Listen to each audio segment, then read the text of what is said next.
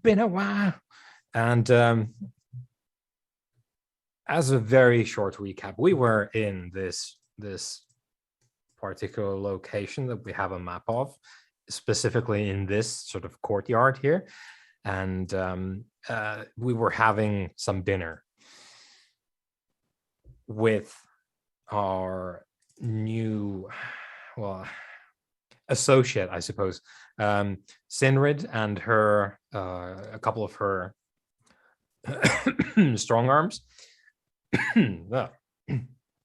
Sinrid represents the sort of underworld of Caer Ameros, the holy city that we are currently in, and Sinrid had been sent here because the lords of the underworld want to basically form a pact with our Dark Watcher friends here, because they are aware that the ancient crown of Dol Siriath has been found, and indeed Cameron has brought it here, and it is in Caer Ameros.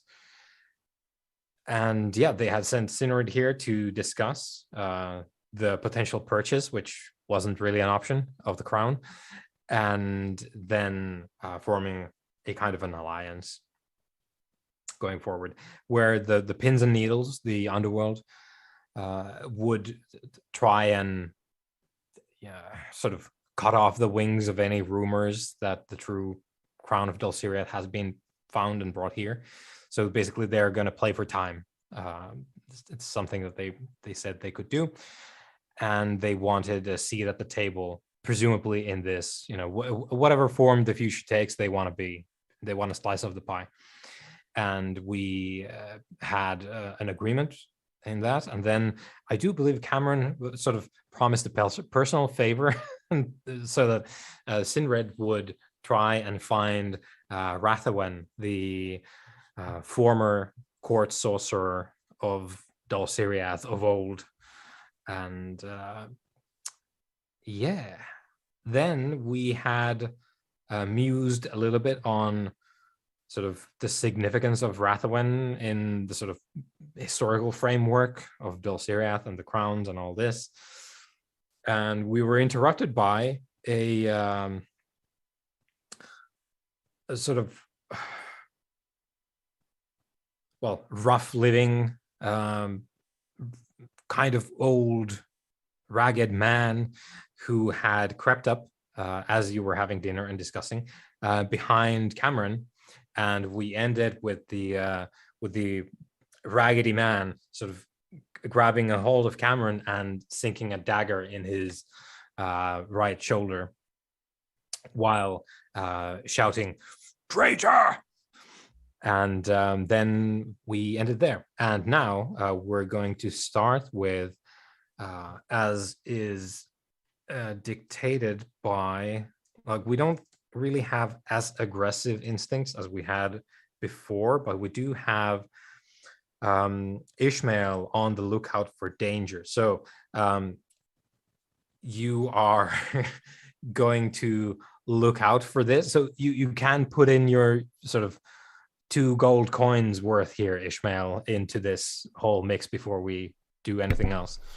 Okay, well, obviously I'm not going to change the fact that he's already stabbed Cameron, because that's already happened.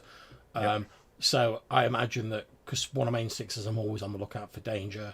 My second instinct is that when my friends or charges are threatened, my sword's already in hand. So I imagine as this guy's sort of plunging the knife in, I've sort of seen him, but maybe, because of my infirmity, I'm a bit slow to my feet. So as he's sinking the knife in, I'm effectively already launching myself towards him with my sword out. Right, so we'll deal with that first off. So the dagger's gone in, and you're doing what? My plan is, I imagine, cause I'm sort of sat next to Cameron. Yeah. So this guy's sunk it in. So I imagine the guy's sort of sideways onto me. Mm-hmm. My plan will be literally to come in from his side with both hands on my sword, basically drive my sword into his side and up under his ribs. Right. Okay. Let's give it a go. So he is going to try and not get filleted. And do you know what? I like Cameron, so I'm going to spend a persona on it. We're gonna we're gonna oppose this. So this individual, this assassin, would-be assassin, is going to try and I think he's just going to try and get away, which is to say, also, like he's gonna try and leave as well. Like he's not gonna do another one or stick around otherwise. As he notices you springing into action, he's going to try and not be there anymore. So you go with your, I presume you're rolling sword. Yep. And this guy's going to roll speed. And he's going to be at a disadvantage because speed is a stat and you're working with a skill. It's obstacle 1 because we're opposed, isn't it? Yeah. And we're just comparing. Yeah, only 1 success. Yep, but he's going to need 2 because he's rolling a stat against you. Nope, he doesn't. He doesn't get anything. Not righteous enough to avoid my blade. Yeah. So, we as is apparent, we are a bit rusty here. So your intent, I presume, because you're sticking the sword, in under his ribs, is to end this man's life. Yeah, cause I imagine my character's pretty much reacting on instinct, and obviously I'm an ex-crusader. When you're sort of fighting in the Crusades, you don't really stop to question. Like if someone's in front of you, what's happening? Weapon, you just try and end them as quickly as possible because probably another 5 guys trying to kill you behind him. So so literally, I've not even really had time to think. I've just gone like, someone's just been stabbed. That's the enemy, and I've just sort of like fallen back into the practice sort of like instinct of it, and just tried to shank him basically. Yep, and shank him you do, and he flops off your sword like a bag of potatoes onto the courtyard, and everyone sees this in the aftermath. Of course, Cameron, it hurts in your shoulder, and you can take in a light wound. So whatever your light wound is, put a dot in that. Right, so as I've sort of like killed this guy, I'm going to sort of turn around, just basically wiping my sword on my rags. I mean, ain't going to hurt them, is it? And with my knowledge of like herbalism and medicine and whatever, my basic plan is like put my hand on Cameron's back, and I'm just going to say, look, right, the blade's gone deep, it needs to come out. I'm going to count to 3, and I'm going to pull it out and put pressure on the wound. And I'm going to go 1, 2, and then pull it out on 2. And basically just like slap some rag that I've ripped off like my sleeve onto it and sort of hold it down and put pressure on it. This may surprise you, Wheelmaster, but this is the first time I've taken actual physical damage. Really? I'm not sure how to put it on my sheet. I was like, I'm looking at my injury and recovery thing. I'm like, where? So you go on the tolerance row over there, and then you look at B6, and that says light for you. So you tick the uppermost circle on that. B6. Oh, light. Yeah. The top one. Yeah. Top one. Okay. Yeah. Okay. Right. No. So the dagger, no problem. Slides out. You start working on. Well, you press down on the wound as everyone's sort of like the situation sort of starts moving after everyone realizes that that was violence now.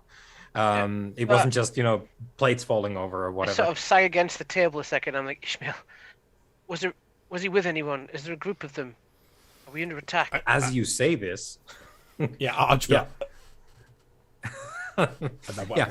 no. If anyone does glance around, you can determine easily what Cameron's asking you to do. So, I mean, I have a when in doubt cast spell first, that's for later. So I'd imagine I'd be on my feet. Yeah. Immediately after Ishmael, basically. Yeah, I'm leaving anyone else to Wyatt because I'm fully concentrating on stopping like Cameron's blood spilling everywhere. So do I see anyone? Yeah, you do. So there's a couple. There's a couple figures dressed in sort of threadbare clothing. Like it's not rags, but it's they've been in the same clothes for years now, and it's starting to show quite a lot. And one of them has a an injury whereby their left leg is cut off at the knee. They've got a crutch on that side, and there's another guy with an eye patch, and you see that there's like massive, some sort of skin damage around the side where they have the patch as well, and you can see that they both have like some kind of weapon, like a long knife or whatever, but they don't have it in their hands.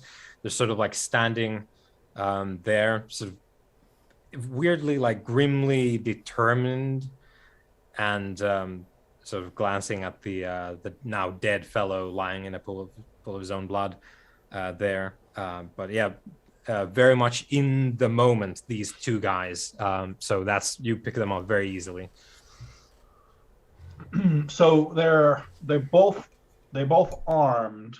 Yeah. They're not holding their weapons. Nope. Right? In scabbards or sheaths.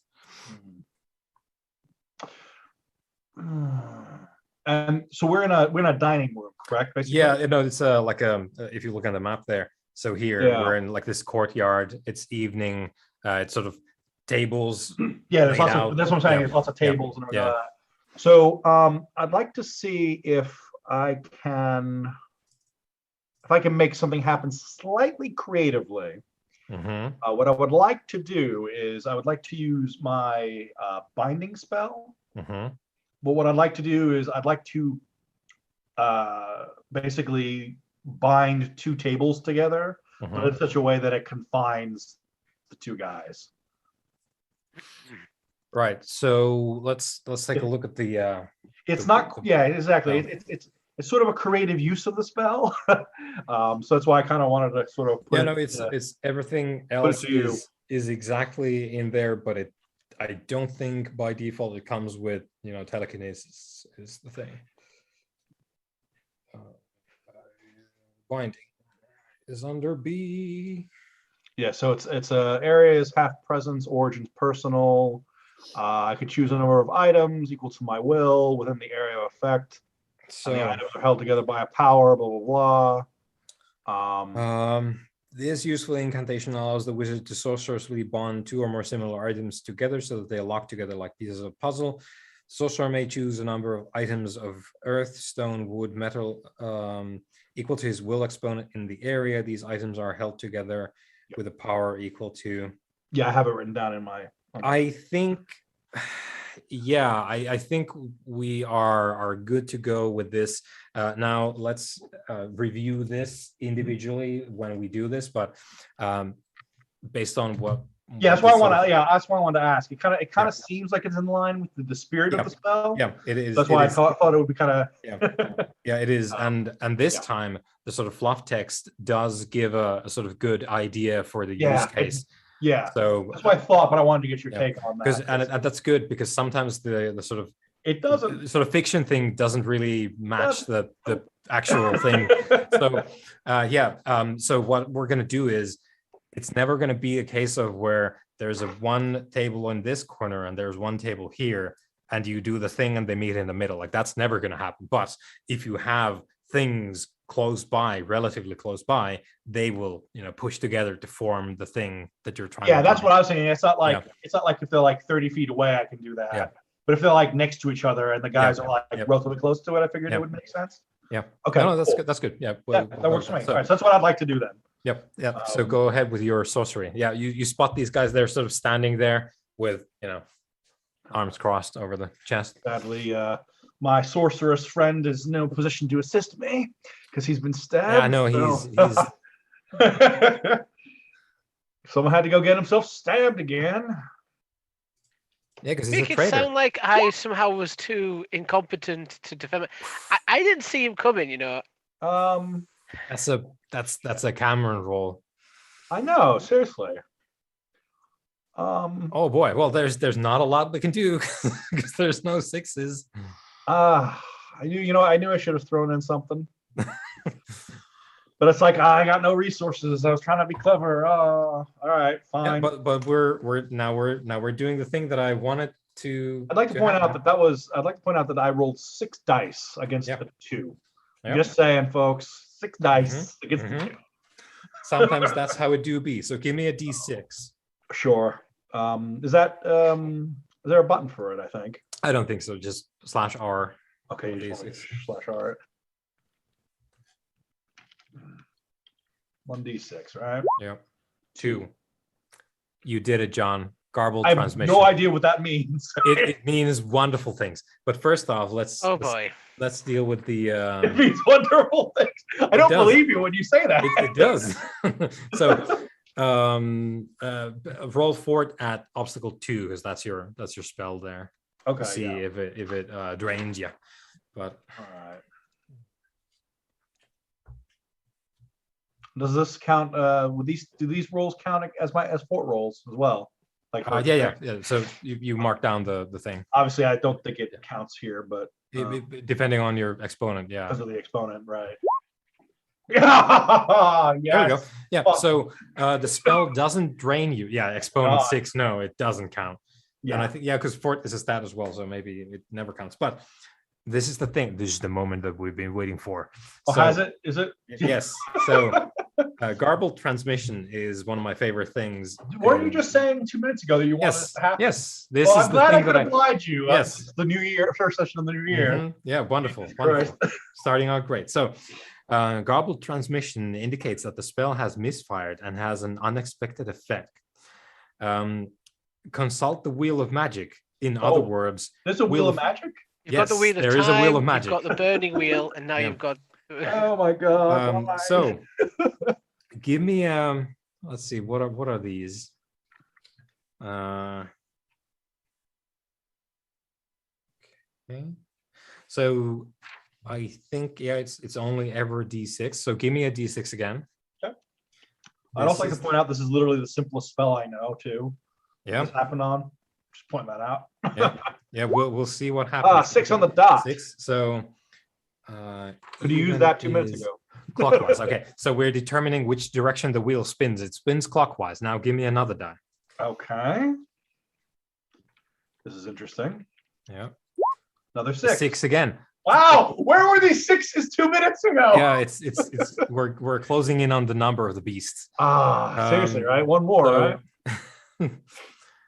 Okay, so this is some shit. So it goes clockwise. Now for those following at home, page 510 is where you can find this. So we go clockwise and then we move 6 segments. Okay, let me pull up binding because now what we're doing is we are randomizing each element of your spell with the this thing. Oh, I've seen this. Okay, yeah. So it goes clockwise. Yeah.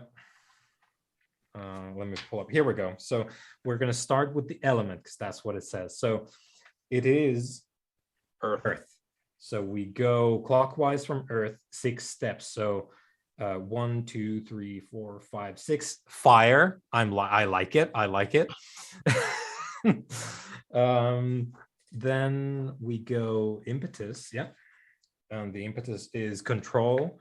So we go from control 1, 2, 3, 4, 5, 6. Transmute. I like it. I still like it. Okay, we're going. Then we have origin. Origin is personal. Yeah. So there we go. Okay. So 1, 2, 3, 4, 5. See, it's back to personal. Okay. Lovely. If you turn me into a frog in the first session of this thing, I'm gonna fucking be. Duration is sustained. Where is it? There we go. So 1, 2. No, I'm getting lost in the wheel here. So it's 1, 2, 3, 4, 5, 6. Presence? No. You know about duration? Oh right? yeah, duration. Yeah. I believe it's elapsed time. Yeah. Okay, so give me 2d6 during. Okay. What is this for now? It's for the amount of time. We're talking. Oh, okay. 5. Okay, 5 seconds. Okay, this is interesting. And then area. Okay, the area is half presence. So where are we? Where's half presence? Half presence there. It's okay. double natural effect. It should be. Yeah. So Yeah, 1, 2, 3, 4, 5, 6. Double natural effect. Wow, that's crazy. Okay. Yeah, that does take me to a different place once again to check. Okay, natural effect. Here we go. Okay, so it's double that. Huh. Okay.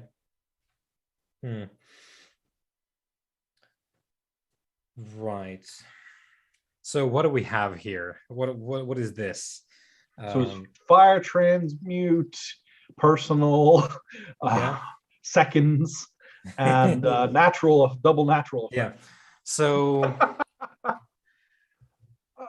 I think then what happens is, because the double natural effect is going to be because and it gives us a wonderful medium, because it does talk about fire already, and the double natural effect is a bonfire. That the scale of it is a bonfire. So lovely. So what happens is, I think the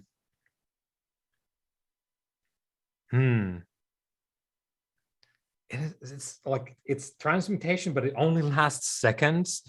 So I think what happens is the sort of tables and chairs, like they move a bit, but then they burst into fire, and then the sort of flames start, angling towards these guys as you intended, to basically box them in with the tables.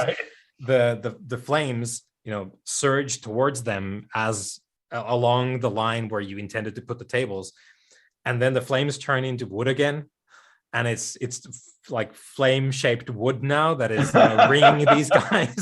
So you make the tables into fire, the fire surges at them, and then the fire as it is turns into wood, back into wood after a couple seconds. So now it's this fucking weird spiny wood prison that they find themselves in, because that's the shape of the flames is now wood. And so because my method is somatic, so like you see me like moving my hands, and I'm like close enough. Yeah, I think there's maybe I see this happen. like a bit of sweat coming down. It's like, oh no, it's going. No, going. Yes. No, yes. It's like you're bowling, and you're like, come on. Do it. Yeah, and it turns like it's like a flash transmutation. Everyone's still like, what? And then it's wood again. But yeah, they are well and truly boxed in now. Well, it ends well. Yeah. How's he doing over there, Ishmael? I think he'll be fine. And I'm basically going to bring Cameron's own hand up like that, and just be like, hold that. Does it appear to be poisoned? Is there anything discoloration? Not that I can see. Hold your hand on this rag. I need to improvise a bandage, and I'm gonna sort of slap his hand on it, and I'm gonna start ripping off like a longer length of like my robe or what, if there's any other cloth around. While Ishmael's doing that, and since the two guys are imprisoned, they're not going anywhere. What I'd like to do is a quick examination of the dead man. I have a theory as to who these people are.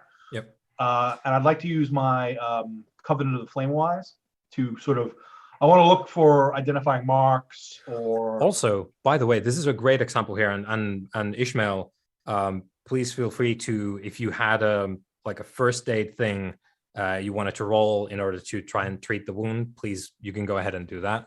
It's because I presume that's where we're going with the. We don't want him to die. Yeah, I'm basically trying to use my herbalism, basically. Herbalism, yeah. So, just quickly getting you the difficulty here. Okay, treatment. So, it's a light wound. You're a herbalist. Obstacle 2, cool. If you want to have a go at it. So, for Wyatt, then. This is a wonderful example here of us having wises, and we can use them in 2 very different ways. You could go, as you just said, I want to go and look at the dude. I want to find out if he is X, Y, and Z. You could also go, I want to look at the dude, and I want to determine that he is X, Y, and Z. Yes. You could come in right, with like, declare it as detail, I want this guy to be Hydra agent, and then roll. That's what I think he is, and that's kind of what I want because it goes within the story we're trying to, I believe, tell. So yes, I will go with the declaration of the detail angle. Yeah. So what are you trying to put on this man? I want to establish that this man and his cohorts are perhaps former Crusaders living in the city, but not so former. Clearly, they're clearly still zealots. They're clearly being employed by somebody, and that's who I'm going to want to know. So, yeah, that's kind of what I'm thinking. That they used to be, but they still are. So, yeah. And you can go ahead and give your. What's the obstacle for that? The obstacle is 1. Oh, okay. Well, I'm not rolling so hot this evening, so I'm going to roll raw, but we'll see what happens. Which wise are we rolling, by the way? Covenant of the Flame Wise? Yeah. Because obviously I want them to be members of the Covenant. I forgot the name of it. Yep. Oh, okay. Just barely. Got Look it. at that. Yeah. There you go. Oh wait, there's yeah. 6 in there. Can I? Yes. Can I bump that? You can. I might as well do that. Not that I need the success, but I do want the experience or the spend on it. Yeah. Yeah. Whatever. So yeah, as he's laying there, it doesn't take you a lot. You lift up maybe his sleeve a little bit, and you can see Riathil military tattoos on his arm. A very familiar sight to me. Yeah, you've seen this stuff. It's these guys, if they all are from the same kind of situation, very much like ex-Riathil military. Okay, let me check this. Okay, yeah. So as you're sort of giving the body a once over, on the side, you can hear Ishmael being done with his sort of quick and dirty patch job of the knife wound. And Cameron, you're starting to feel a little bit better. Now, let me check, because Cameron, now you have the assistance of this medicine. However, it is up to your body to shrug it off. So all I can do is give you the chance. You must take the rest of the journey, Cameron. Be all you can be. I can show you the way, but you must walk the path. I can only show you the door. Only the penitent man may pass. All right, so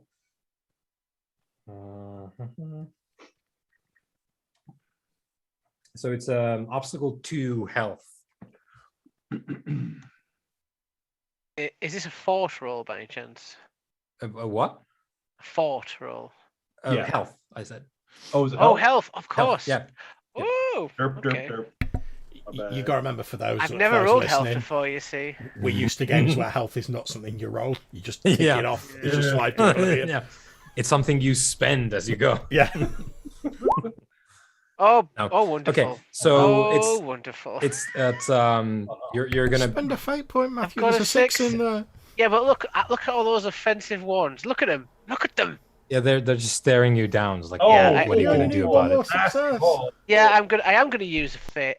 I am going to use a fate point, but I just want everyone to know that is an offensive roll to my sensibility. Yeah. There we go. Oh, there we go. Okay, so yeah, it takes, I think, like 15 minutes for everything to be, sort of wrapped up. But after you go, you're going to be fine. So in that 15 minutes, after I've examined the dead body, found the tattoo, I'm going to rise and I'm going to look at the men. Gentlemen, just want to know one question. Who sent you? Answer us that question, and you may actually get to live. The one with the eye patch. They're both remarkably calm, which doesn't necessarily surprise you. No, not at all. But they're remarkably calm in their wooden flame prison, and it looks so ridiculous in my mind. It's great. Yeah, because it's like highly stylized wood, like very glossy, like polished wood carvings now that are imprisoning them. I'm imagining it. It would look cool, like if it was like in your house as like an right? So the one with the eye patch says, well, originally it was, the commanders, wasn't it? Nowadays we're local. No one sent us. Now, can I tell if he's lying? Yes, and you don't have to roll for it. He's being just straight up. He's just straight up. Yeah, he's straight up. Yeah. Wow. So if you want to do more of this, and he looks at the wooden prison, I was like, I suggest you get on with it. Otherwise, let us take our friend and go burn him. Quick question. Obviously, I'm not sure if this is how the magic works because I brought this effect into life, but I can't dispel it. Yes. No, it's. I didn't think so. It's not that kind of system. I didn't think. No. I would need some kind of other spell. Yeah, you would need to transmute the wood again, or I need like a disintegration spell. Yeah. Just make it go away. Yeah. All right. So that's fine. So what I'll do is, I will go into like a pouch on my belt. I'll pull out a local coin. I will flick it towards the body, and I'll say, "See to your friend, but don't let us see you again." Much obliged, says Eyebatch, and starts, pushing a little because they weren't truly joined because the binding didn't. Yeah, of course, it didn't quite work. But he starts, pushing slowly. It was good enough for the moment. At this point of the scene, Wyatt's done that. I'm going to just sort of, without saying anything, I'm going to nod at him. I'm also going to put a coin on the body. Then I'm going to, now I know that sort of Cameron's not in any immediate danger, I'm going to pick up the body as best as I can. That'll probably take me a bit. And I'm basically going to like carry it over to them and just like hand him over. Eyebatch nods at you, takes the 2 coins and gives them to Crutch. And as just he turns to me, I'm going to lean in like close to him and look very quietly. I'm going to say, if you and any of your men ever fancy a more honest day's work, speak to Father Ambrogino at the Abbey. He may be able to find you a less hazardous way of making your way in this world. Just nods, not really saying anything. Just very grimly, just going through this, getting the coins, getting the body, and starting to shuffle off, which is very slow for them because now they're carrying a body. And I'm going to leave them to it after that, but I don't really feel I can condemn them because, like, I'm the last person to say, like, oh, you shouldn't be like inflicting violence on people. Given my past history, I'm like, oh, they're just doing what they think they need to do to survive. Maybe if they do speak to Father Ambrogino, they can, like I did, I found some slightly more honest work and I'm trying to make amends. Maybe they can do the same. They may not, they may ignore what I've just said to them, but I've at least given them the opportunity. Yeah, you try. Like you say, they've got to walk the road themselves. Yep. So they shuffle off, and Cameron, you're feeling quite a bit better. The herbs are starting to not only numb, but give off a warm, sort of pleasant feeling now. Cameron, my boy, how's that shoulder? So, but I think I will survive. Ishmael does good work, doesn't he? You'll be fine, Cameron. Just make sure you may experience some lightheadedness over the next few hours, so just be mindful of that. Time for us to retire for the evening. I think. And off from the side, you can hear Sinrid say, and also maybe work on your accents because I think that's probably what made them clock you. So maybe switch up the Perhaps. Breathil lingo. If you don't want a repeat of this. She's saying that to Cameron. In general, just to at you. I'm just going to sort of like pull down the. Because I never present myself as Breathil if I can avoid it. Yeah, but there's some who don't have alternate identities present. I'm just going to like pull down the sort of covering I've got over my face, show like where all like my neck's like twisted and like fucked up by the disease I've got, and I'm like, I don't think a change of accent is going to do a great deal to disguise my voice, but thank you for the sentiment. No, it's mostly I think your, I suppose mine as well. Our once friend. and future king, you mean? Yes. You said it, not me. But Sinrid, shh, that's for later. That's for later. Not much of a monarch when if he spends time with his people and is stabbed on the. I'm gonna sort of. We're gonna work on it. We're gonna workshop it. Don't worry. Don't worry. I'm gonna sort of like half turn away from Cameron so he can't see, and then like wink at Wyatt, and I'll be like, "Mind you, King Cameron does have a nice ring to it." It does. It does. Well, says Sinrid. Well, before we start with any of that business, let me go see about the sorcerer that you wanted found. Thank you. Please. Okay. Try not to get killed before then. We'll keep our eye on him. Don't worry. We'll do our best. Are you sure you don't a barber? No, I doubt a barber is going to do. I'm in no need of a haircut. No, Ishmael. She means like. Oh, never mind. In any case, if we do have individuals we have occasionally call upon, if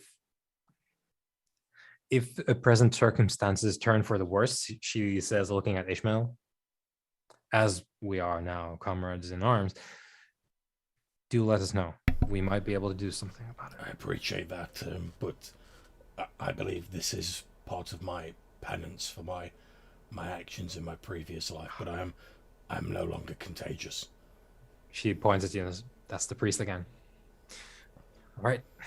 I've tried to tell him the Lord of Light doesn't wish him to pay such prices, but I don't think the Lord of Light wishes much of anything that happens in the city. Not in recent years. Thank you. I have as much use for the Lord of Light as I have for the Covenant of Flame, and that is precisely none. Hey now. No need to get randy about it. Regardless, friends, please go in peace and don't get shanked. Thank you, my dear. Be well. And I'll send word or come visit.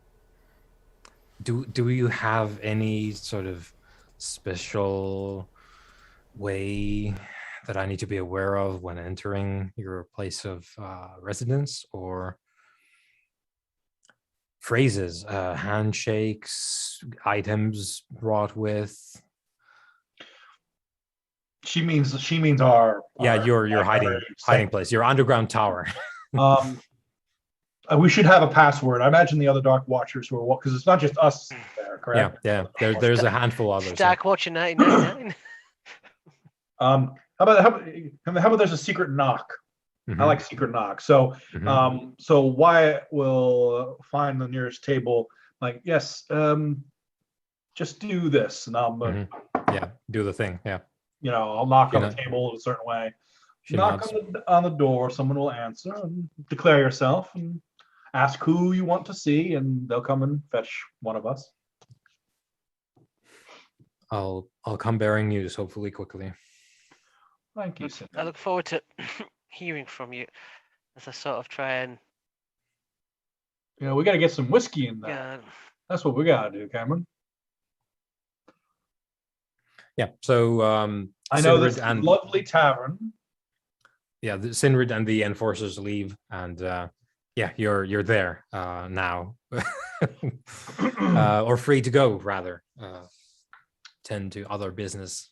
I did have a thing that I was hoping Ishmael would do. He mentioned a name to me, and he said he would help me find this you mean individual. Sir Raphael Grass? Yes. As recent events show, we are in dire need for some martial services. Muscle, I believe, is the word we would use. It's not just muscle. It's no. Right now we are a conspiracy, just a shade above a criminal enterprise. We're not. We're not. So right now it's we're muscle. In a not few bandits. years, it'll be your personal honor guard when we've raised the banners and all. But for now, I politely disagree. We need to conduct ourselves in the manner in which we aim to be. Of course, my lord. Of course. I believe, Cameron, if you'll forgive me for slipping into mechanics talk for a second, that I need to make some sort of circles roll. We did discuss this, yes. Mm-hmm. Yeah. Well, we shall do so. Okay, while John does that, am I okay to just grab a drink? Yeah, and I got to make a roll as well, because Yeah. there's something I have to do as well. So Let let me pull up my my rules handout here, or rather, actually, I'll just reference this. And I believe all that we'd established about Sir Regress was he was a man of faith who'd cared for his soldiers and his men. Did we roll for him, or did we just come up with him? No, we just came up with a name. We haven't actually rolled. Yeah.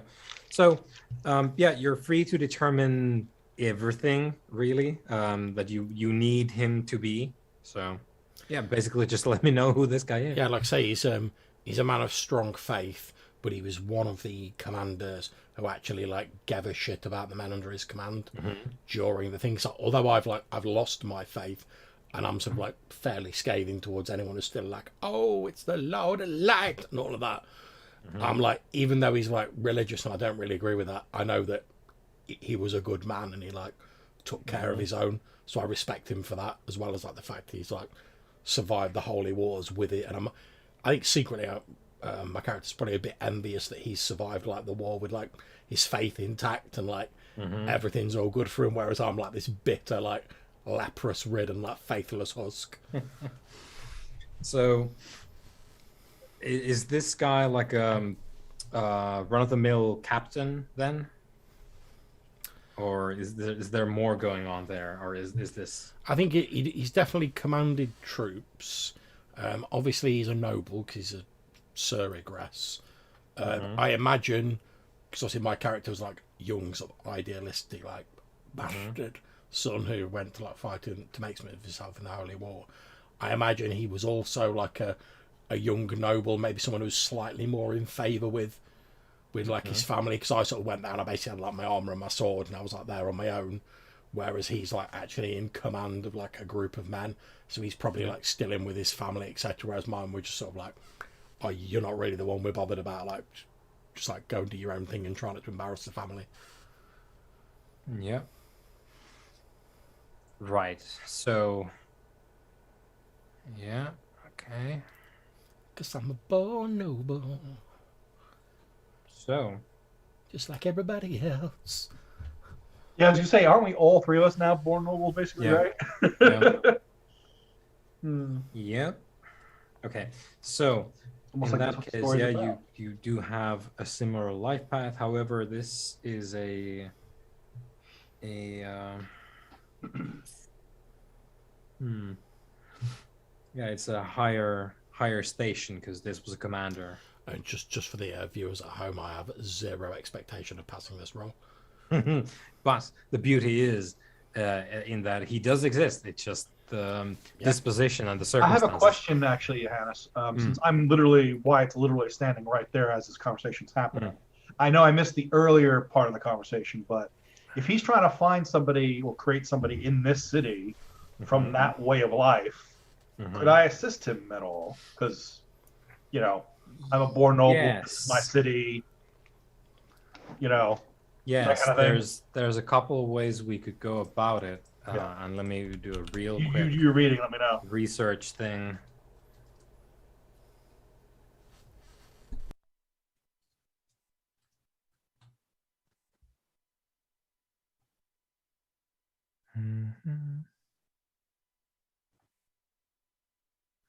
Okay. So what do you have? Let's see. Noble again. Okay. So if you wanted to get involved in the search, you could give a helping die. Yeah, that's fine. I mean, I just whatever I can. Maybe I've heard where he hangs out, whatever, you know. Yeah. 'Cause, you know. Yeah, you've probably got slightly more up to date knowledge. Yeah, exactly. I I mean, dropped that's kind of what off I the Noble do. map. So yeah. Yeah, I sort of dropped off the Noble map like after the Yeah. Crusade. So all my knowledge is like, well, I used to know a guy who was here giggity years ago, whereas you're probably like, oh yeah, actually now he's in this area. Yeah, exactly. Also, is this guy from Riethil as well? Is he one of? I believe he was Riethalian, wasn't he? Yeah, given that I came here with the sort of Riethil side of the Crusade, it seems logical. Yeah. I mean, he's maybe just someone who's obviously not the same circumstance, but like myself, he sort of came here, fought in the Battle of the City, and he's like settled down here. Yeah. So obstacle 3, and that is 1 to start with, and then the only increase is a +2 from the fact that he's a higher station individual. Don't forget the helping die. Okay. Yeah, you'll get +1 for. That doesn't factor into anything on my sheet, though. I'm just helping him out, right? Yeah, and you'll get a dot on your circles. Oh, on the circles, right? That's why I was asking. Perfect. Yeah, Awesome. You are a star. No successes. What? What? But let us refer to your things. Where are we? Where is this? We may not have tracked them, or did we just forget about them? We did forget about them. Okay, so let me real quick retool some shit on your sheet. Okay, here we go. So that's 2.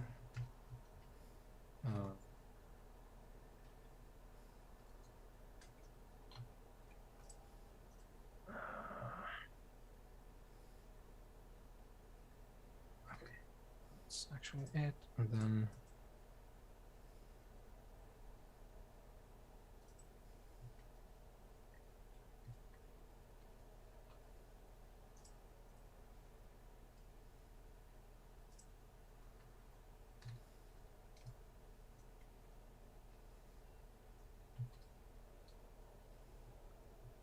right. So I've added your reputation and your affiliations on the sheet there, because you can get, I'd say you can get 4 extra dice for that. I'll take that. Because you have a 2D affiliation with the Riethil nobility. You have a 2 dice regional old war hero reputation. Look at that. 3 successes. There you go. 4 successes. Yeah. Boom, boom, boom. So actually, it's all successes too, isn't it? Yeah. 4 successes total. Yeah. Right? Is there any advantage, like, because obviously there's 2 6s there? Is there any advantage of me getting extra successes? Yeah, because you can build up. You can build up your. Oh well. Yeah, that's the only thing. So you can dump Artha into it if you want to, in order to shade shift the circles, but mechanically it doesn't give you any more now if you go over the obstacle. You've already succeeded, really. That's fine. I'll leave it as it. What sort of role will that count as for? So that is 5 dice against 3. So routine. 5. That's a routine. Yeah. Cool. And Drury, what's your circles? It's challenging for me because I have a 2. At least if I read it correctly. 2. Yeah, that's challenging for you. Yeah. Which was sweet. Yeah. So there you go. Cool. You know who to come to if you want assistance for like nobility circle rolls. This guy. Yeah, and we thing is, I thought I was doing pretty well with having like 1D for that human nobility on here, but no, he's smoking it. And there's one more die that we didn't use in that. It's an infamous rap in nobility, but yeah. So Riethil, a noble captain in the Crusade, now ex-captain, I guess. Yeah. Actually, no. So what happens is, I think he's gonna be in the business still, but just not for Riethil. So I think he's. So is it like a Sal sword or like I think he's a Dorocean captain now. Oh right. Okay. Like he's over on the other side now. And yeah, I think he's got like a group of Riathilan folks who are now aligned with the local rule. So yeah, he's a Dorocean army captain now with some other Riathilan quote unquote defectors, I guess they would be called in Riathil. You know where he is. He's in the local actually I haven't really determined what is. So if you have any wonderful ideas for what is the residence of the local ruler, which we haven't really talked about, but I know the details, the local ruler where also the local army would be based out of. Any ideas for what that structure might be like, bearing in mind that the original might have been destroyed completely in the siege? I'll wait for everyone else to answer, because otherwise it's about to get Aladdin up in this hizzle. Oh, see, I was imagining a huge domed palace myself with like tall spires and like white marble and like a large wall, and like in the courtyard it's like all just beautiful immaculate trees and I'm basically imagining like the Sultan's Palace out of the cartoon. Yeah, or something out of like Kingdom of Heaven. When yeah. Basically, it's kind of like that level of it. Yeah, that's kind of where I'm at. Right, Cameron. Any ideas you want to throw in the pot here? I like it. I like it. Okay, so a big sort of domed palace structure, which also serves as like the garrison for the what is the like standing army now, and you know that this guy's in the palace of the local ruler, and sort of you succeeded. So you do have the methods of communication. You just need to, tell me how you're doing it. However, given the circumstances, it's going to take some, setup to go there, because you don't just go there without justification anyway. But you can contact this guy without going there. You can send a letter or whatever. Yeah, Ishmael. Okay, so what I'm going to suggest, and also feel free to, if this is going too much, feel free to let me know, is obviously we know that my character's got like some little keepsakes from his like previous life. So I'm imagining he, like, as is the case with most nobles in like this sort of fantasy thing, he's got like a little like signet ring with like the crest of his like family on it. That he doesn't wear normally, because like apart from the obvious problems with his fingers, it's a life he left behind. So what I'm going to do is, because like, say you don't just stroll up to the palace and be like, hello. So what I'm going to do is I'm basically going to... I mean, that's what I was going to do. I'm going to like put it in an envelope, basically. I'll write down some sort of place nearby where we might like to meet him. Then I'm going to have pay a messenger to take that signet ring and deliver it to him at the palace. Because obviously I served with him, I sort of knew him. He'll like recognise the ring. He probably, like most people, he assumed I was dead. But I'm relying on my sort of regional old war hero reputation. So like when he sees the ring, he'll probably have some idea who it is, and he might be intrigued enough to like meet us at the place that's written on the inside of the envelope. Yeah.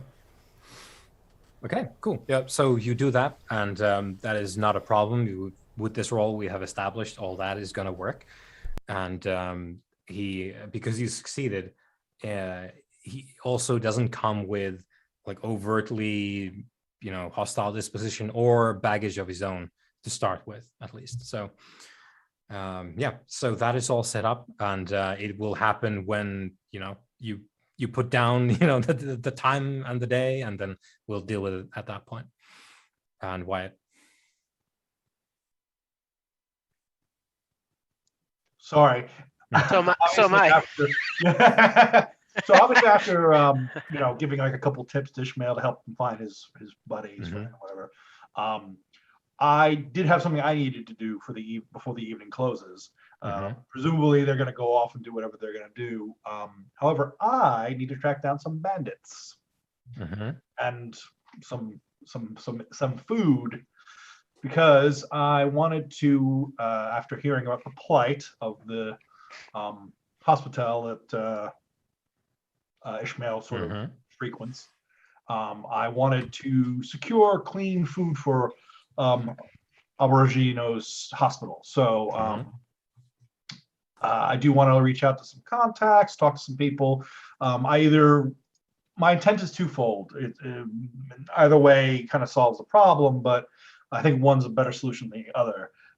First way would be to get rid of the bandits so that the food shipments can come unmolested, or simply to secure the food a different route, a safer route away from the bandits. But to do that, I presumably need more information. So that's what I would like to go do. Right. Local tavern that I frequent. I know some shady characters. I have a plethora of wises that could possibly apply. Yeah. So what is your intent? If you need any back alley wise assistance, let me know. Yeah, I will. So the intent, and I'll invite Ishmael and Cameron, of course, to come along if they'd like to have a drink.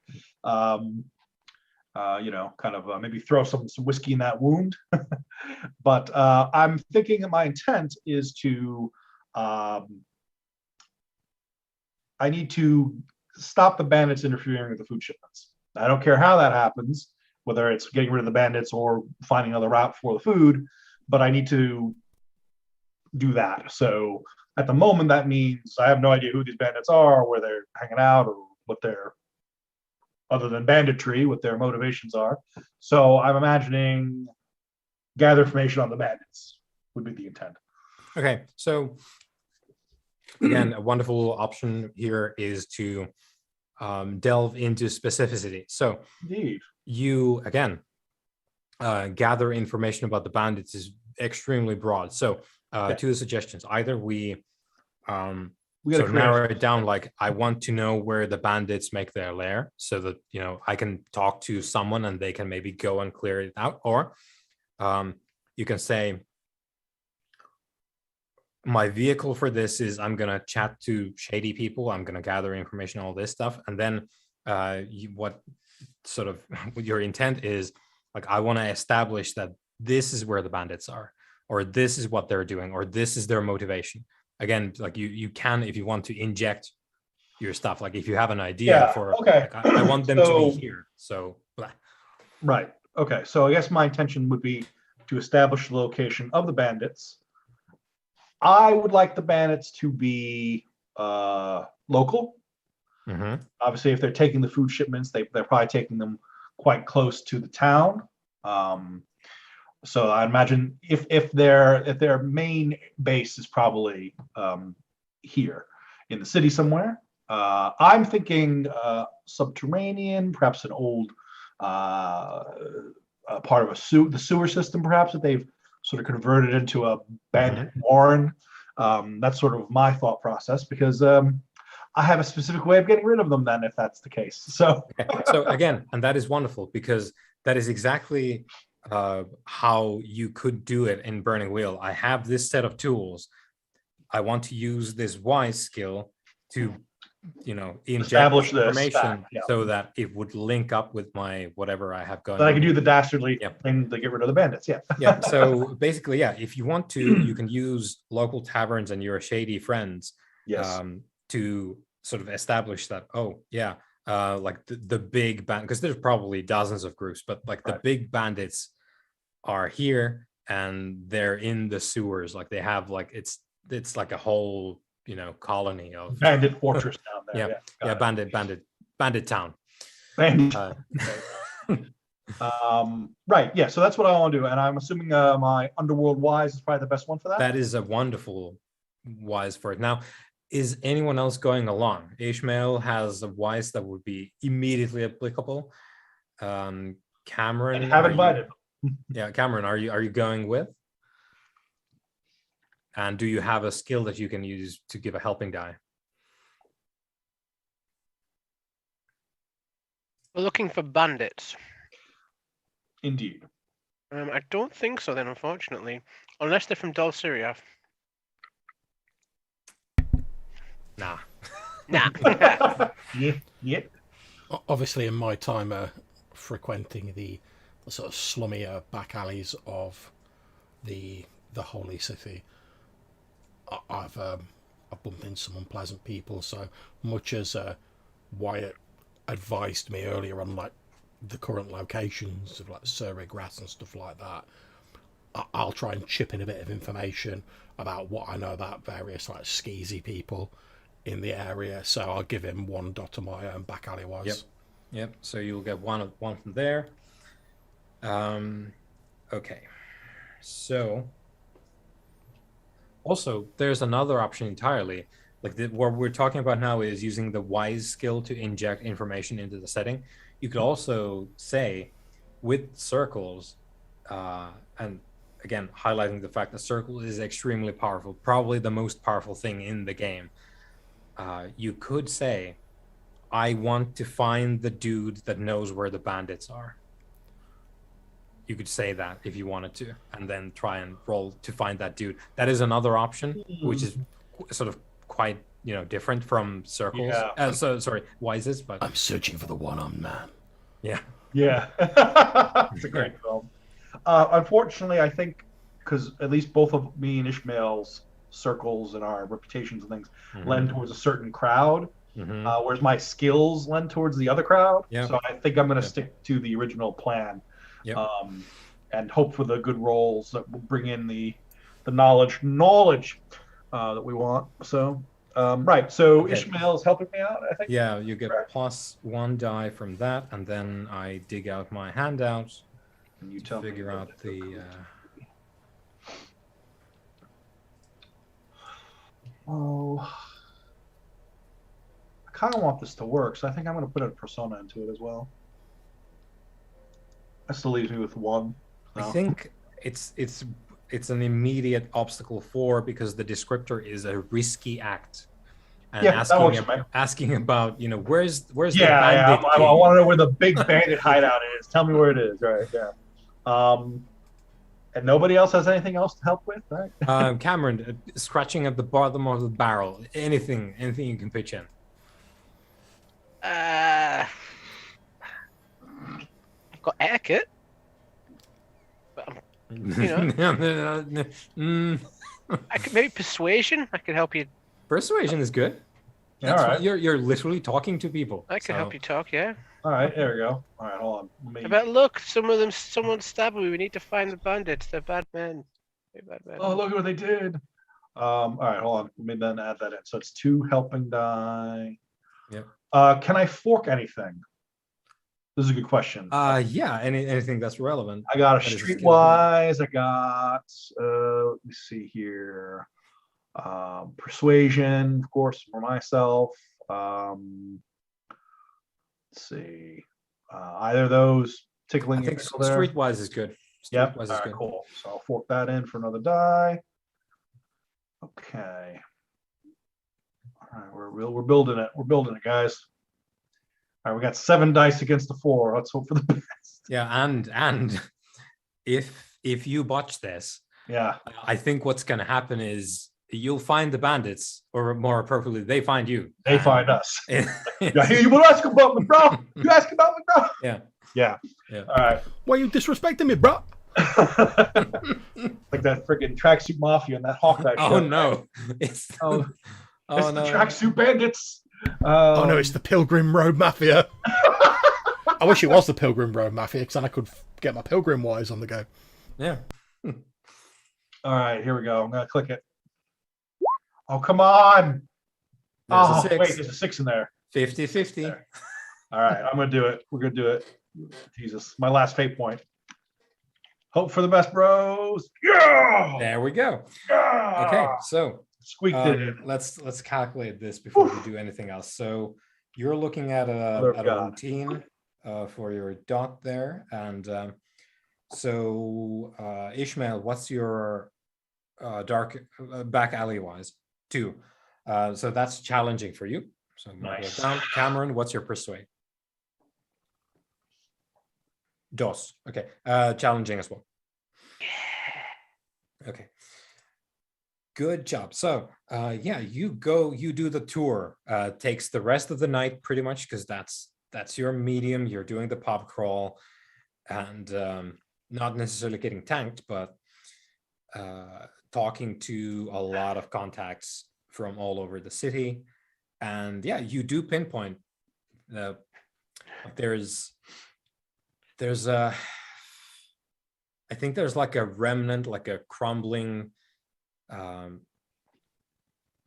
some sort of sanitation works from way back in the day that has not been used in like a couple centuries now, but it's like there's a fancy crumbling monument on top of it that is like an entrance into the ancient sewers that are much less in sort of active use than the rest of the sanitation network.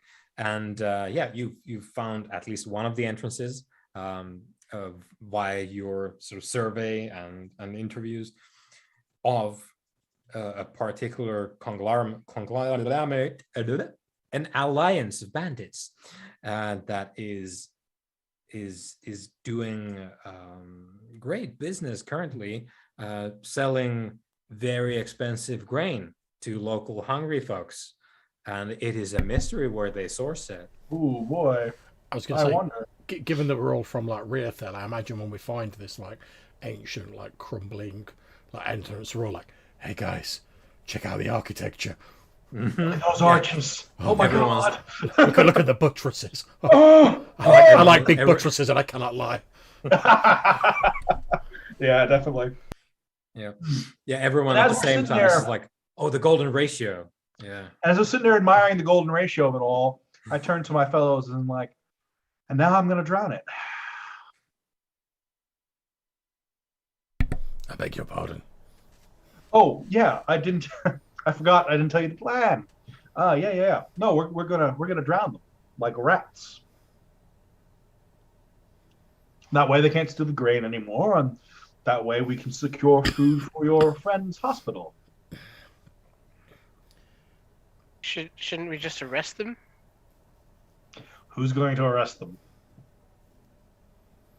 Well, I'm sorry, you haven't been in town very long, Cameron. You don't quite. They're literally doing it under the noses of the authority. What does that tell you?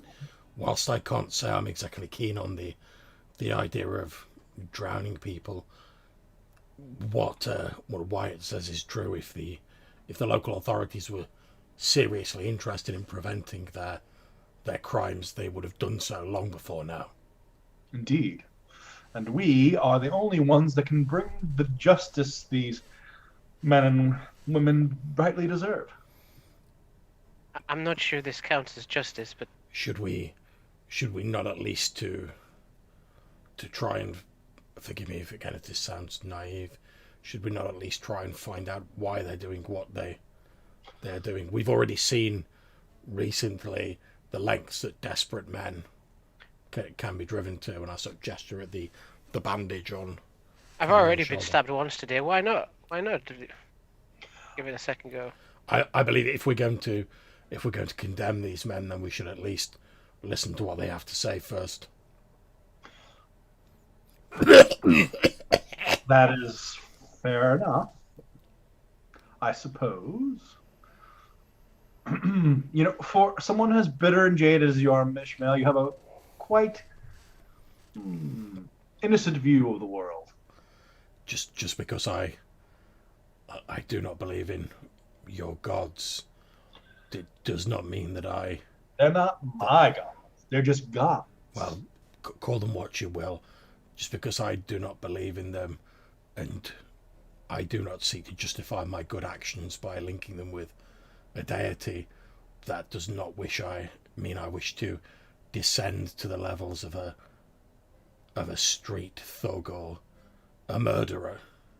I've seen quite enough murder in my time. I've no wish to add to that tally. I'm sort of hunkered down, petting my familiar at this point, and I sort of look at Wire and say, "You must understand as well, from Ishmael's point of view, if there are no gods, then people is all we have." But Cameron, you and I both know that they do exist. Let's debate theology and reality's nature later, though. I agree. Fine. How about this then? Since the two of you are keen to spare these low lives their wretched fate, why don't the pair of you go forth and do the chit-chattering, and I shall make myself busy with other things down there. Don't worry, I swear on my honor that I will not take any precipitous action. Your word is good enough for me. I was going to say, Cameron, you forgive me. I do not know the exact whys and wherefores of it, but both yourself and Wyatt, you have these fantastic abilities that you can conjure forth. They are instead of we simply wish to perform my men would have called back in the day reconnaissance on these bandits to establish what sort of people we're dealing with. But you are injured, albeit in recovery, and my own body is not what it once was. Is there no way, Cameron, that your great magics could gain us access to that information without putting our bodies at further risk? Since if there is any way we could obtain some reconnaissance on these men without being there in person, I believe that would greatly help. Are you suggesting I try to summon a bandit of some description? Well, if they are, I don't know the exact words for it. I don't know how these abilities of yours work. But if, as you have said, you can summon presences, beings, whatever you call them, could you not conjure some being that could invisibly move amongst the bandits and attempt to observe them for a time? It could then return to us with the information, and he could. Even if we later decide to go in and engage with them, we would then have more reconnaissance, and any form of operation, any sort of military operation, in my experience, the preceding stage is always to gather as much information as you can. No operation is best served by ignorance. I do not know if that is within your power, Cameron. It is within his power. I do not claim to understand such things. He's fantastic, I hear. Well, at the summoning part, your spell work needs a little. I'm just. It's possible. It's certainly possible. Well, then, if you have no objections, I suggest you do so. I mean, would you like me to assist you? This is more area than mine, but I, of course, if you can summon spirits of the dead, as you say, then I have no doubt that the bandits, being in a violent occupation, they will have lost at least some of their number. I mean, you could smell it here, right? The death that clings to this place. So if there is an unquiet spirit of a deceased member of this bandit group lingering about, if you could summon it and interrogate it, or however you do, then we would have a great deal more knowledge on which to base our next move. All we have at the minute is suspicion and supposition. My only question to you, Lord Cameron, is would this be more costly than it would be beneficial to us? Or do you have some pet spirit perhaps that you could use to do the task? I don't have a pet spirit. Oh, do you refer to my familiar? I would assume that you have one. Of course. However, I would not want to put this creature in danger. Unless you are believing that they have a cadre of sorcerers secreted amongst their number, they should be fine. No one can see it. One should assume nothing. Power. My main concern at the moment is if as certainly seems to be the case, they are performing these operations with minimal interference from the authorities, then either they are very good at operating outside the awareness of the authorities, which seems unlikely, or they are making sure the right people get to their cut of the proceeds. My concern is that if we simply wipe out these bandits, as well as not giving them a chance to explain themselves, since we don't have the full picture, we may also stir up a veritable hornet's nest within the city itself. Oh, but perhaps we want to stir up a hornet's nest. Perhaps maybe there'd be some material, ledger, perhaps, Indeed, correspondence. Indeed, I may still decide to do so. However, I am loath to tug on a thread without knowing what it will unravel first. Oh, we lost John for a second there. Yes, I was just saying I'm loath to pull on a thread before I know what it will unravel. Although we may later decide to do so anyway. That you convinced me not to drown them immediately. This is a much better idea. Ooh, the trouble we can cause. I'm excited. But, Master Cameron, are you going to conjure? If you'd like assistance, I can offer it.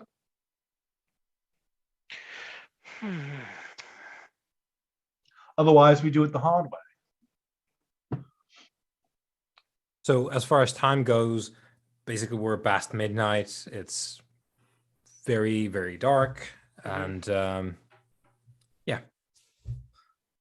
And Cameron, if you want to set up a circle, that is certainly possible. It does take some time, but it does take some time. You're not in a rush. Why rush this? Why rush this explosive failure? Well, do we have any of the poison grain? No, I do not have any on me.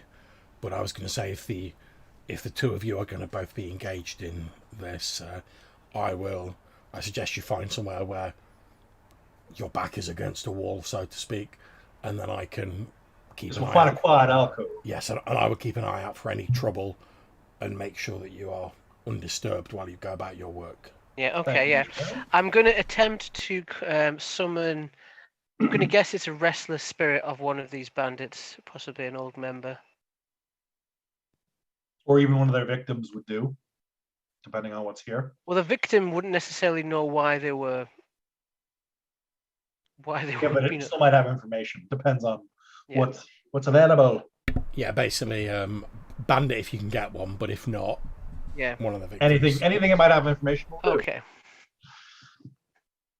Right. And I believe I can help him with this. I have appropriate skills, I think. I'm gonna make a circle. Okay, let's deal with that. So we're doing cercination. Where's his... Oh, that's in the other book, isn't it? Damn it. Let me open it up. I just want to verify. I do have to make the roll, though. Have some faith. So are we doing Summoner's Gate, Prison Circle, or Fortress Circle? The one that makes the summoning easier, not the... So Summoner's Gate, then. Yeah. So you determine how difficult that is to draw, and you get 1 extra die per obstacle. Okay, I'm gonna go obstacle. Okay, let's see what skill actually is. My instinct was to go 2. Let's have a look. Go high, man. You really don't know what it's like to play Summoner, do you? Hey, I botched a level 2 spell earlier, all right? So it's like... Okay. You want to know how I got these scars? Do not bandy word with the master of wooden tables. Plus it's also... Do not take him for a cheap conjurer of tricks. It's also an hour per obstacle. Oh, right. So we got to keep that in mind as well, obviously. We don't want to be here, when they wake up in the morning or whatever. So I'll do 2 hours worth. Yep. So and I'm helping, so helping die. So now we're where? Where are we drawing the Summoner's Gate? I figured we found like a quiet alcove or behind a wall, perhaps, where we're out of sight, kind of a thing. Yep. Okay. Right. Do you? Well, let me find this fucking thing. Yeah, I'm just. Oh, maybe it is in the original one. Hold on. Just trying to see which one applies. Come on. There we go. Summoning. There we go. No, we're doing a cercination, so it's a different thing right Mhm. now. So if you have illuminations, cartography, symbology, ritual, or some kind of wise to do with Yes, I drawing have summoning circles, like 2 or 3 of those. So whichever one. I think symbology. We'll go symbology. symbology, cool. So Build you that can one have an later. extra die from the symbology Sweet. help. That's a routine on this one, I think, right? So I get 3 bonus die essentially. Well, where's the 2 coming from? The 2 hours to make the circle. No. It's you get 2 extra dice for the summoning. That's the utility of the circle. Oh, okay. So you're drawing the circle now, then you roll the summoning afterwards. Right. Okay. Right. Yeah. Okay. So right now you're making the circle. I get the 1 bonus from Mr. Yeah, from Mr. Wyatt, and then Okay. you roll your cercination. Space obstacle, which would be 2, right? Yeah, because you said that. Oh, nice. There we go. Yeah, but look, just. Hey, I'll take it. I'll take it. Oh, take off the wound. It's That's true. So it's actually a 3. Yeah. Oh. So Does that mean that the XP will be higher, or probably not? Yeah, well, that you're asking a very sort of advanced burning wheel gameplay technique question right now. So a very good technique for folks like yourselves who may have exponent 6 or whatever in a skill. Get beat up, like get shanked real bad, so that you have minuses to your dice pools, so that you can advance your stuff easier. Yeah. I can take off the wound penalty now. Yeah, you can take that up. So, but your circle is ready. So that took 2 hours for you to draw, and then you can summon. Now, on the actual summoning, can I also assist him? That is a good question. Because I have things that probably could help, but I was trying. There's a list of them, and I couldn't find it off the top. I'm just losing my mind today. Is what's going on here? Oh, here it is. Link tests for summoning. So astrology, demonology, Imperialia, folklore, symbology, doctrine. Oh, I got all of those. Oh, I'm the one doing the test. Never mind. Maybe uses link tests into summoning. There are no forks other than wises. Yeah. So what that means is either one of you, doesn't really matter, can do a link test with one of these listed ones here before you roll the summoning, and if you beat the obstacle of that link test, you get an extra die for the summoning. If you fuck it up, you get +1 obstacle to the summoning. So since I want to help him, do I then do that? Or either one of you can do it. It's technically speaking, we're not talking about help. Help is it like a distinct thing? Yeah. It's its own distinct. So yeah, link test is someone does it before the. Got it. Like someone rolls their own skill before Cameron rolls his. So I guess it depends on which one of us has the highest of one of those things, basically. All of my astrology, symbology, folklore, doctrine, they're all like 2s and 3s. So I think it's probably going to be you, Cameron, with your Imperialia or one of those things, maybe. I think you have a higher stats in those. Yeah, now you don't have to do this if you don't want to. Right. Because then the failure makes it harder. Yeah. I got this. I got this, man. Okay. I believe in you. I'm gonna do it. So I get a bonus of 2 from the circle now. No, as well. No. If we are doing a link test, it's an entirely separate thing. So a link test is something you roll before you roll the next thing, and if you beat the obstacle of your link test, you get an extra die for the following roll. So I've made the circle. Yes, the circle is fine. Done. Yeah, it will give you +2 to your summoning. However, you can get an additional +1 if you roll one of these skills here and beat the obstacle. But basically, Cameron, do you want to make a cheeky extra roll before doing your summoning? Because if you succeed on that cheeky extra roll, you'll get an extra dice. However, if you mess it up, it's going to be +1 difficulty to your summoning. So it's like, do you want to take the risk? you want to go for broke? Do you want big money, no whammy? I go big money, go whammy. Personally speaking. That's kind of the burning wheel formula. Because isn't your Imperialio or your Demonology like 4 or 5? Like they're quite high. So like. No, they're not. They're 2. So then I could do it. I could do it. I got 3s. I can get 3s that apply. I've got If anything higher than 3 of those skills. If not, I'll do it and try to help you out. But how does demonology apply to summoning Because that's what the thing says you can do it with, basically. Yeah, you can use some of your demonology knowledge to conjure. Basically, what it's saying is these skills are tangential or connected knowledge to your summoning. Therefore, you can. But this is with your link test. Like the question asked by Matthew there is good. Because it does highlight the difference between forking and link tests. You're not forking this. You are actually using your demonology now to help with the summoning, or Wyatt is using his demonology to help with Cameron's summoning. So it isn't just like the technical details of how processes work. You're using the specific knowledge of demonology to help. And also, presumably, I'm not saying you will, but if you mess up the summoning, presumably that's when a GM goes, I noticed you used a demonology. Yeah. Oh, you use demonology knowledge? Now there's a horde of. You know what? I'm just gonna roll the summoning, guys. I'm just gonna go for it. Just gonna go plain. I'm just because I got other stuff in the trunk. It's fine. There's mescaline, ether. All the way to fly. So I get a +2 from the circle. Yeah, the gate. But I also get a 1 from my item, the effigy. Yeah, the ancestral effigy. Yep, you do. Yep. So if you are summoning the restless dead, I am summoning the rest because that would make sense for a bandit. Yeah. So obstacle 3. Okay, guys, hold on to your butts.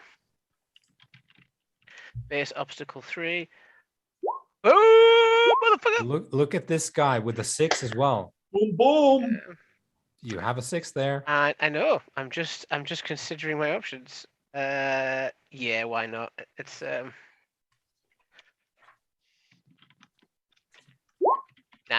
nah.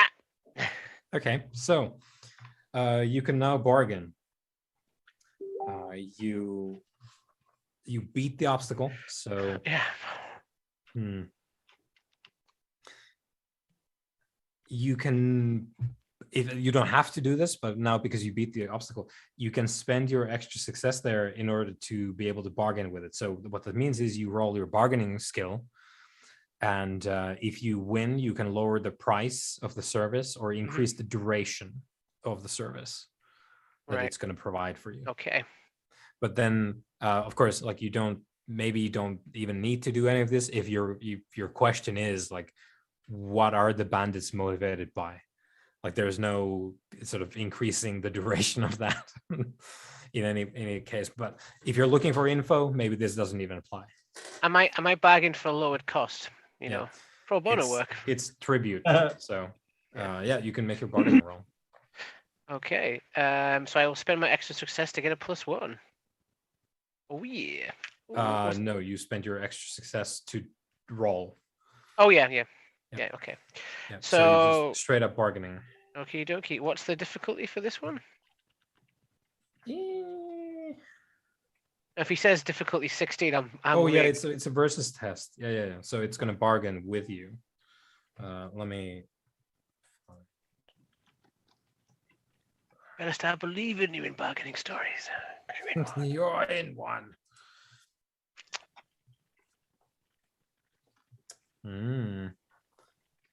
Oh yeah, they do have a couple of, here we go. Poltergeist, yeah. What do we have? Okay, well, it doesn't really help me a lot here. So what we do is, you can roll your bargaining. I'll roll against you. Is obstacle 1 in this case? Yeah, because we're comparing stuff. Okay. What?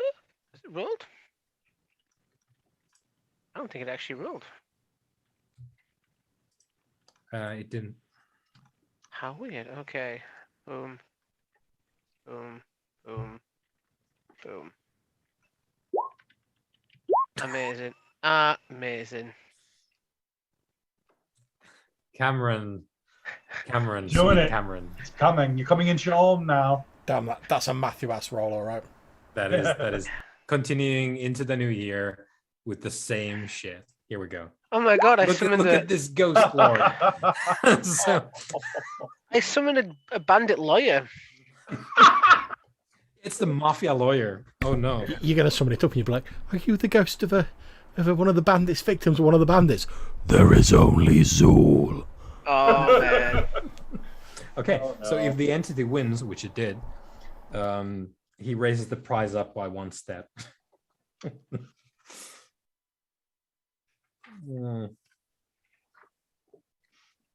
Okay, so Oh, yeah, you've not got a handy like cart driving NPC around whose soul you can like offer.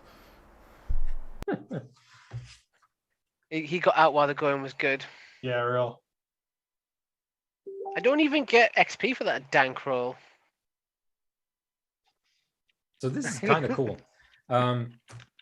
So you're in this alcove. Let me know what you do. Like, what's the method here? What does it look like when you conjure a restless spirit? So yes, we draw out the circle. Me and Apprentice Wyatt. We triple. It's like we trace out a circle. We triple line it. Quadruple our symbology. Mm-hmm. We, tilt it towards the moons and the stars. So Oh, very beautiful. romantic. It's beautiful. As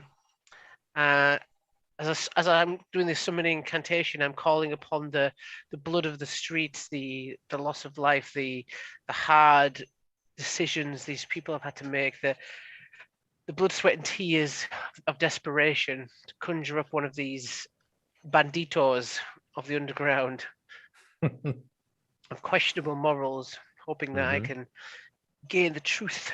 Mm-hmm. So, as it is a restless spirit, as before, there's nothing that is immediately visually there, but both of you do feel the presence.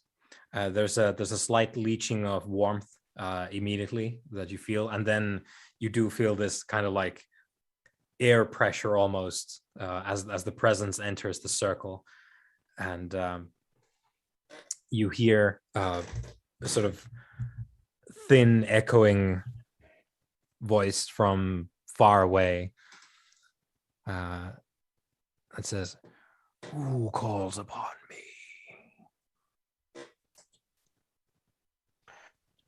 He did.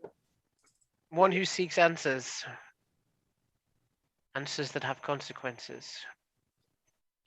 I seek the knowledge of the dead, such as yourself. There is a price to be paid. Oh, I know. Name your bargain, spirit.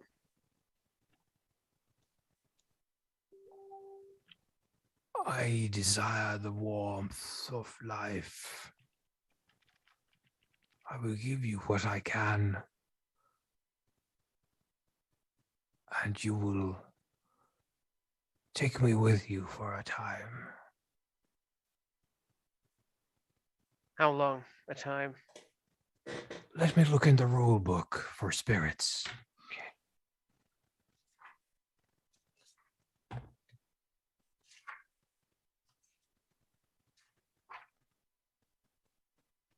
You're muted, John, but I can hear you having a great time back there. Yeah, it's getting very meta this session as well. I was expecting when you summon this ghost up, it was going to be like the fox spirit with just like a little bandit mask on. Like, hi guys. It's just be like, oh, it's you again. I don't know what you mean. I'm a completely different spirit you've never seen before. You just wearing a mask. Not even trying, Foxfire Daddy. Until the next sundown, I will be with you. And we will experience what this city has to offer.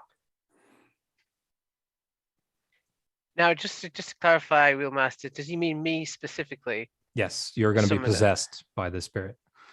Since, Now- just that- just that- just yeah. being the Weasley fox creature that I am, Mhm. is it possible to channel it?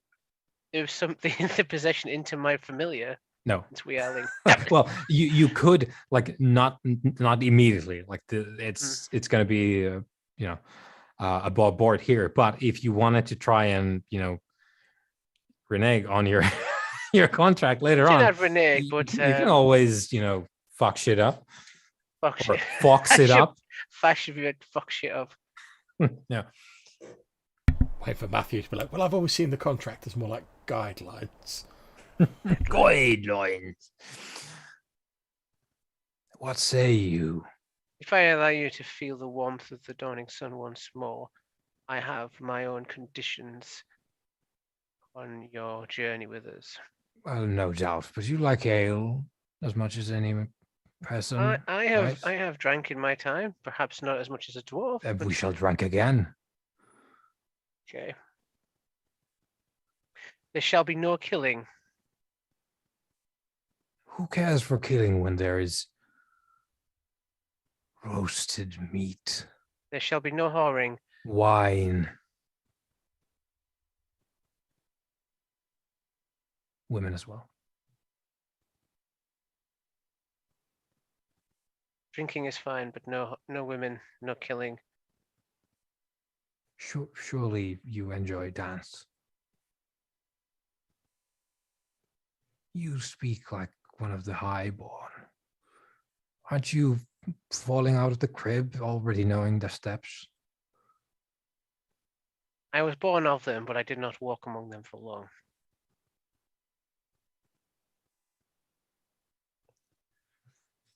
Well, I shall teach you the steps then. We shall require a partner. One does not dance alone when one is dead. It's lonely enough. That is fair. Provide me satisfactory answers, and you shall have your day. What would you know?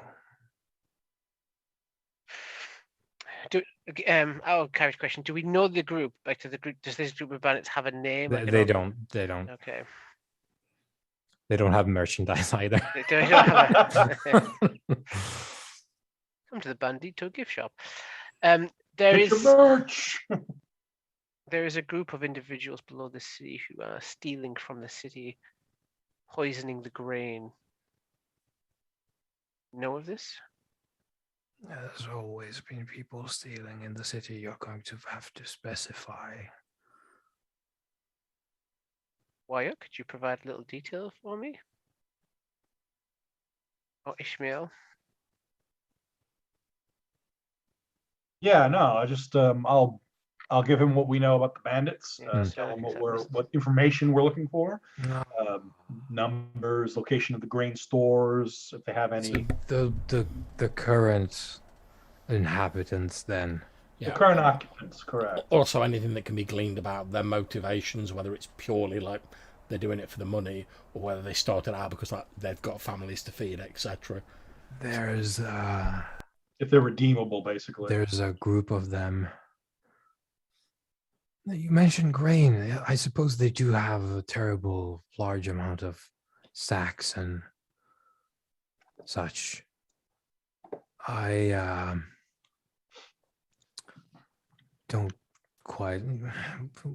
Once you're living at large, it gets a little bit muddled with the intentions and. But I do recall there's an individual with fine thread comes by sometimes. They seem deferential. Sometimes he gives them coin. Sometimes he takes some coin. I would say he is probably behind this, or someone he works for. And if you've sort of presented any sort of speculation about, well, why don't the locals flush them out? I've never really seen anyone else approach them, really, aside from some people buying the wares, I guess. There's the man of fine thread. Is probably the one that you would look for in this instance. Seems to be revolving around him. Did you get a name?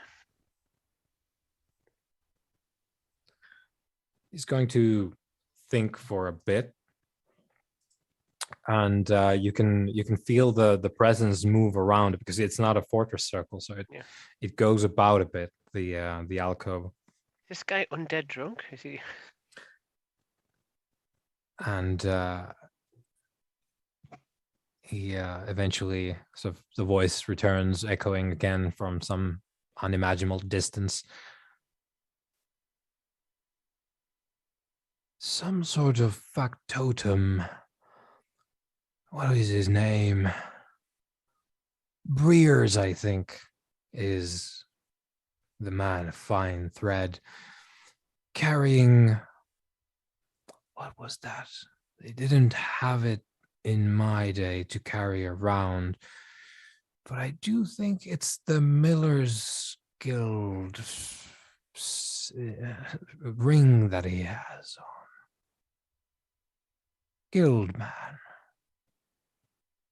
They would be considered in the merchant class, not the noble class, correct? Oh yeah, that would be the sort of new. Yeah. Could I potentially? Breers was the name, correct? Yeah. Potentially underworld wise to know what I know about Breers. Yeah, you can roll for sure. Yeah, I want to kind of elaborate on this because if there's another way to approach the situation other than me drowning the place, then that might be beneficial to us. If you need an extra dice, let me know. Yeah, anything you got, man? What do you? It's just a back alleywise again. Will that work? We can work with that. If he's linked with criminals. Yeah, exactly. We've already put him in the sewers, so yeah. Me and Ishmael are confabbing now. Okay. Yeah. Let me just put up anything forking, nothing. You don't have grain wise? Do I have what? Grain wise. Grain wise. That would have been perfect for getting that stupid freaking no way. Yeah, the one that never. Yeah, exactly. Let me hit that. What's the difficulty you want me to hit on this? Let's go with 2. Dos. So what are we doing? What are we? I want to identify what I know about Breers. Yeah. Okay. Yeah, that's fine. That's fine. Oh, come on. Ah. Apparently, I've never heard of it. So, no, it's Oh, right. Yeah. didn't get your intent, which was quite broad to begin with. So what you get is, Breers is in fact a kind of a factotum for, and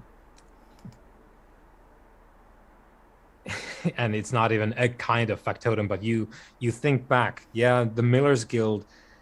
Yeah, he started there, but he's still technically with the Millers, and has a hand in, food and grain and all that stuff as a result. But Breers is said to be in your shady circles, them, and he is also placed in your sort of unofficial map of the people here. He is a kind of, not the left hand, but he's a left hand of basically the number one. He's a noble, but he's a noble merchant. He's sort of bridging the two worlds. Right. There's an individual called Bahodigan. I'll put that in chat. And Bahodigan comes with... That's a noble. Yes, a noble and a merchant, basically like an industrial magnate. Yeah, so he's a big deal. Yeah, he's the big that deal. person. I presume I would have absolutely heard of. Yeah. This guy, this guy everyone knows, but you didn't. You had to think good and hard between you and Ishmael to link Breer's bring back together, right. to like, oh no, this guy, yeah, he's with the Millers, but he's basically directly doing the bidding of Glad Hand Bahodigan, which Glad Hand is that's whoever knows. Like no one talks about Bahodigan, everyone talks about the Glad Hand. So this guy is he's got like a huge backing of both nobles and merchants, sort of big time. He's not in control officially, but he's got a huge faction of nobles and merchants with him. You just put that name in the chat? Yeah, I did. Oh, you put it in this chat. Sorry, my bad. Yeah, no, nothing. Yeah. Sorry, I was in the wrong place. Yeah. So yeah, again, just Glad Hand is the one that everyone knows. Oh, bloody hell. That's going to complicate things a little bit, isn't it, Ishmael? It certainly puts a different complexion on things. I certainly means we can't just drown them. Rash actions would have had, shall we say, drastic results. It would have been inconvenient, considering that Bahodigan is one of the individuals that I kind of wanted to set you up with, the Lord. Take this as a lesson: when you cast the die, you do not know where to land. I bet one. I know be one. That is neither here nor there. But perhaps it's best for now if we leave these bandits to their sleep and we approach this from a different angle. These men under the city, can they be reasoned with? Or are they... Yes, they can be reasoned with. This is the spirit with... We deal with Bahodigan. Oh, you're talking to the ghost? Yes. He says, any man can be reasoned with. Surely no one is beyond reason. We all want something. You have not met men of faith. Yes, even men of faith can be reasoned with, Cameron. Just a bit more challenging. I agree. Reason is what separates us from the beasts. Your friend is wise. Perhaps we should proceed and share a drink with him. Perhaps we shall. I do know a good tavern or two. Is our business concluded? It would seem so. I am an honourable man. Can we see or hear the spirit? No. There's like a lower temperature and then this echoing voice in the alcove that comes from somewhere far away. Oh, but we can hear it. Yeah, you can hear it. Yeah, absolutely. Everyone can. I was going to say, well, if we're to be drinking companions for the evening, spirit, what is your name? Oh. It's been a long time since I thought. I am Aldor.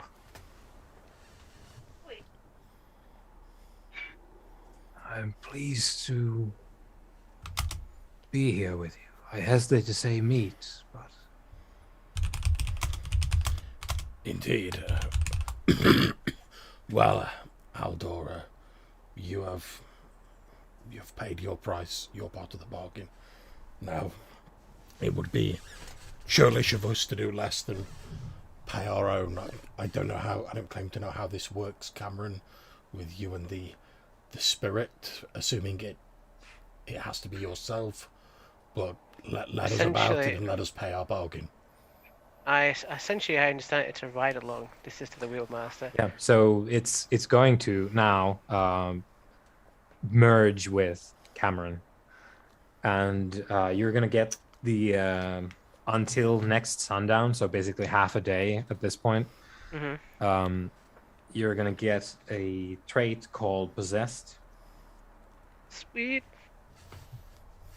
If this turns out to be Fox Daddy, then he has had me well. No. Contrary to popular theories, the fox spirit is not everywhere at the same Sure, time. I feel that might be a mistake. It's in most places, but not everywhere. Will Master, can I get a spelling for Cinerate as well? I'm trying to Yeah, I'll do here that real fast. So that is. There we go. So I've gone from being stabbed to being possessed. This is a great day. You're having a good day. It's a good day. Hey, we didn't summon any like demons or blow up anything. I kept it lowball. That's Good why. day. Right. Okay, where is this now? And how long was it the spirit was going to be inside Cameron? Until next sundown, and now it's night, so basically it's going to be the rest of the night, then the day, and then when the evening comes, sun goes down, it's going to depart. So basically, just as like Cameron starts getting a raging hangover, he's going to be like, peace! Yep. It's just like, enjoy! I like the spirit style. We're going to drink until we can't feel anything. Ishmael's already won. Just as Cameron's like leaping out of a merchant daughter's bedroom pursued by angry guards, that's when he like snaps back into himself. Okay, well, I'll have to hunt it down because I can't find it off the book right now. But basically, the gist of it is you're going to have like parallel beliefs and stuff from this ride-along spirit, which you can engage with. So next session I'll give you a separate list of things you can pursue and get done. Now, do I get 2 characters worth of persona points if I achieve his beliefs? If you are a very busy lad and you go through the whole list. If I achieve the ghost beliefs. Yeah, but I'll get you the specifics for that. But That's how it works. Like you get basically there's another goal that the spirit has, and it does have a little bit of a it can push you a little bit, but okay, it's not mind controlled by any means. Yeah. Brilliant. Right, so yeah, you have now Aldor the it's basically Aldor the criminal. It's not Aldor the bandit like the rest of these guys, because Aldor has been dead for a while now. But yeah, it's Aldor the criminal who's along with you now, and do we have stuff we want to engage with during the rest of the evening? Or before the night, the session closes and the day and the night finishes, presumably we're leaving the ruins now, correct? Well, I was kind of hoping I'd be able to meet up with this military guy, which is kind of funny now that I'm carrying my ride-along. I expect we're going to be like, given what the spirit was suggesting, that we're going to be like hitting taverns / brothels, because we've got to make sure it gets to do what it wants. That's part of the deal. Yeah. Well, we can't just be like, oh, you possessed Cameron, and then like I get some herbs out and knock Cameron out for a day, and we're like, oh, technically. Yeah. Well, as we're sort of participating in this now extended pub crawl, I suppose. Yeah, anyway, it keeps going. There is one thing I do want to do, and I want to break away from the festivities for a moment, and I want to sort of like hood up, kind of really like sort of obscure myself, maybe splash some mud on my face or whatever. And I want to go to. I know that the Covenant of the Flame doesn't necessarily probably have churches per se in Caer Ameros. Obviously, they lost, but I'm sure they have sort of places where there's people of that persuasion. Yeah. And I want to go to one of those. And I want to send a letter back home. Specifically, I want to send it to my brother Adelstein, and I want to tip him off about the crown. Okay. And if he wants it, well, where he can come to try to find it. Come and get it. Come and get it. Yeah. Yep.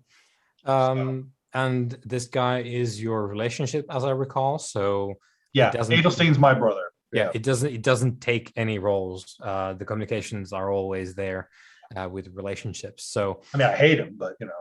yeah, but you have access to him, which is what that means. So yeah, you can draft your letter, give it to someone who's moving back and forth, and they will take it. It'll take a bit of time to arrive, but it's on its way. So when did you set up the meeting, Ishmael? Just for next time.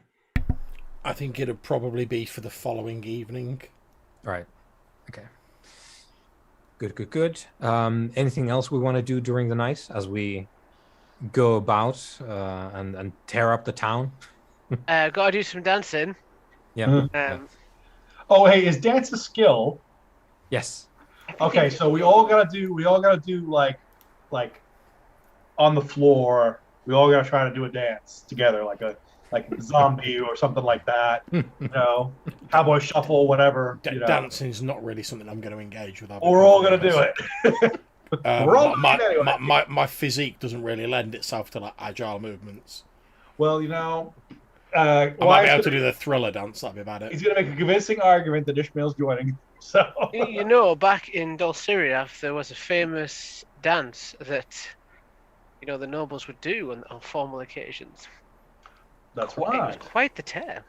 Well, I do have Well, shall we then? I do have like ridiculously high etiquette and noble background, so I'd probably know something about that. Yeah. Yeah. Fair. Yeah. We think we all do. Okay, so I think we we'll start next time, probably like next day at some point. So the night, the rest of it is, of course, you go to sleep at some point.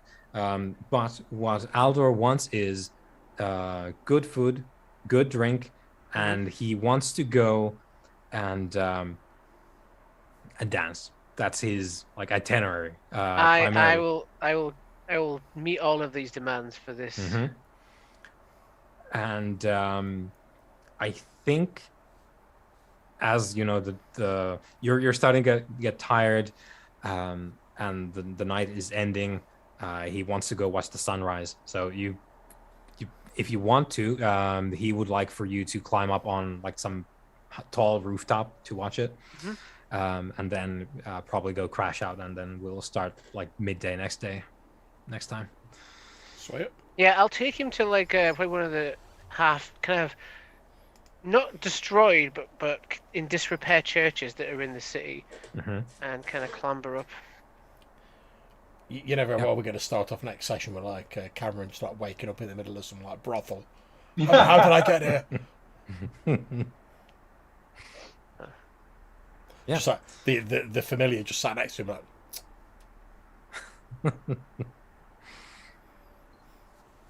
Yeah. Promise you wouldn't do this again after your college years. I was like, I'm not mad. I'm just disappointed. So disappointed.